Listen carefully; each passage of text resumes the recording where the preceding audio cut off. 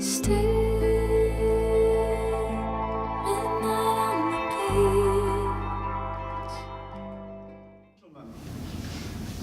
is the end of the road. Now that can be a good thing or a bad thing. It's a good thing if you've arrived home safely. You've achieved your goal. You've reached your destination. The end of the road, yeah. It's not so good if you got lost. You don't know where you're going and everything's falling apart around you. This is the end of the road. Now, comparisons between road journeys and journeys through life have been around for centuries. And I'm a great believer in them because it helps you to see things in perspective. And it's easy to do as well because there's examples all around you. Just go into Swindon, go to any housing estate, they're full of roads that lead nowhere. Dead ends, cul-de-sacs.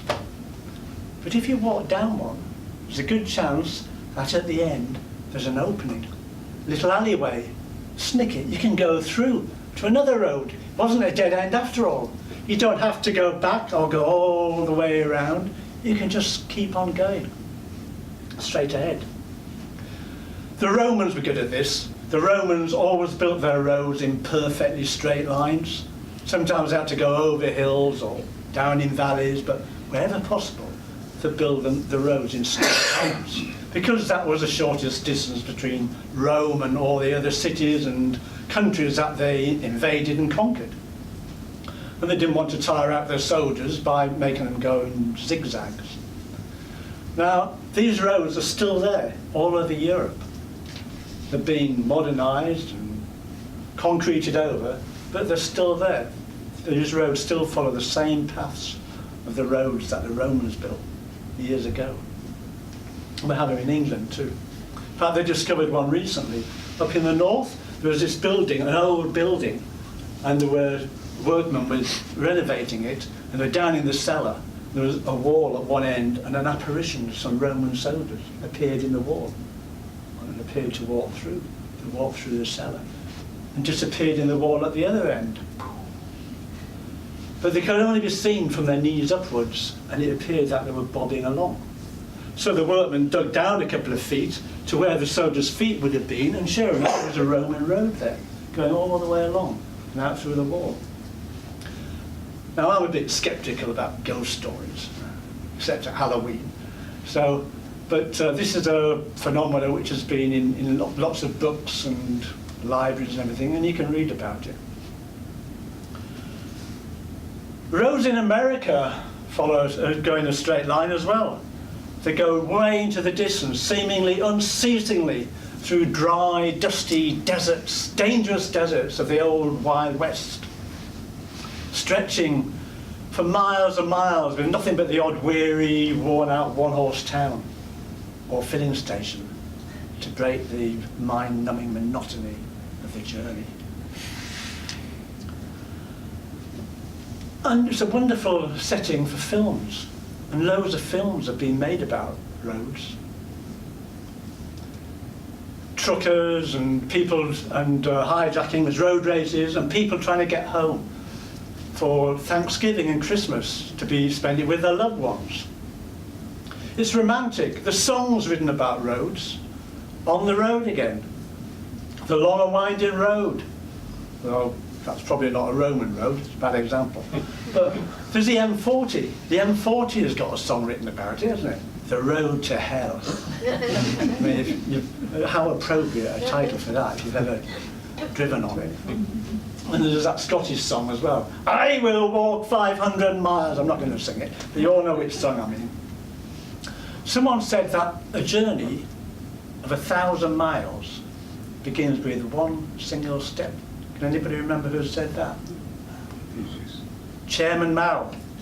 Mao Zedong, when he went on his long march with the Red Army to escape the Chinese National Army under Chiang Kai-shek. They actually walked 5,000 miles before they finally reached their destination at the end of the road.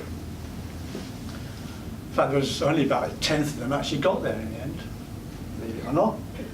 The rest perished. And there was another long walk at the end of the last century The Long Walk to Freedom, Nelson Mandela. Although he spent 27 years in prison, so most of his walking was done round and round the prison exercise yard. But he was speaking metaphorically when he said, I have walked a long walk to freedom. It has been a long road. There's that road again. And it is not over yet, etc. Perhaps the most significant single step in modern times was when man stepped onto the surface of the moon. The first man on the moon, Neil Armstrong. We all remember what he said. He stepped down and he said, "This is a small step for a man, but a giant leap for mankind." It was inspiring words for such a momentous occasion.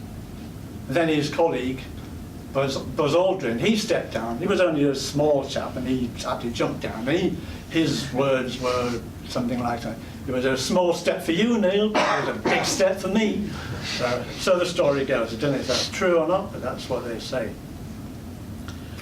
Now, motivational speakers, they use road analogies all the time. Don't look back! You're not going that way. You're going straight ahead. Sorry, did I frighten you? The only time you look back is to see how far you've come. All those sort of things.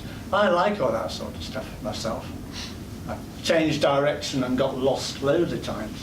In life as well as on the road, as we all do. In fact, recently I came back from Devizes and I took a shortcut down a road, and it was a country road, and there was this white horse, not a real one of these chalk white horses carved into the hill. It wasn't one of the big ones that you normally see, it was a small one. I never noticed it before, even though you can see it from the main road. So anyway, it wasn't a shortcut. It took me miles out of the way, so I went out of my distance. But I'd seen something pleasant on the journey there. And that quite often happens when you go somewhere, you take a wrong turning. It's never a waste of time. There's always something pleasant along the way. So do it. So tonight, when you're going home, and you get to that roundabout at the top there, where the lights are, if you find yourself in the wrong lane, stay in it. Don't worry about it. Take the next turning, because you'll still get to your destination. Because you know where you're going. You're going home. And we all know where that is, don't we? At the end of the road.